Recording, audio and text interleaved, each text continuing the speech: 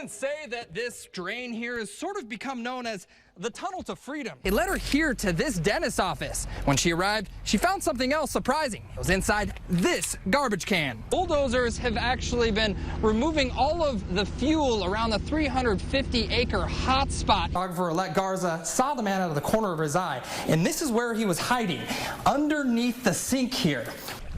Yeah, the EPA found cancer-causing chemicals in the fish in Donna Lake in 1993. They found them again in 2012. Scientists say they need to do one more test, so they need to go fishing. But this time, they're going to use a method that is much like throwing a toaster in the water. They are hoping for some change. John? Yeah, that's right, Oscar. And the scene is still very active here. If you look behind me, you can see DPS. They are actually collecting a lot of that crash data from earlier this morning. But I want to give you some insight on the victims here, Belia Alvarez and her son Julio. They're actually prominent members of their church community. And if you take a look down this road here, you'll see lines of cars. These are church members. If you take a look over to my left here, all of the church members have been congregating right inside this garage right here. Now, these church members aren't here in anger. They actually are hoping this accident sheds some light on future accidents that could happen on this dangerous road. This fence separates two completely different worlds. Everything you see, it's a flower. This is Belia Alvarez's garden. Purple flowers bloom here every day. On the other side is a busy road. Cries of sorrow don't normally happen at the Alvarez home. Today, there's a lot of them. Saw him on the road, and he was like this, and then the other car came and hit him. The sound of cars still haunts Pedro Alvarez. His wife is a God-fearing woman.